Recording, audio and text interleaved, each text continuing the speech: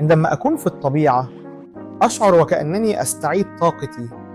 الأشجار، الهواء النقي، وصوت المياه، كل ده بيأثر على نفسيتي بشكل عجيب. الدراسات بتقول إن قضاء وقت في الطبيعة بيقلل من التوتر ويعزز السعادة.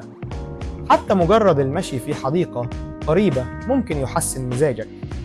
جربت أخصص وقت كل أسبوع أخرج فيه، سواء كان في حديقة أو على شاطئ.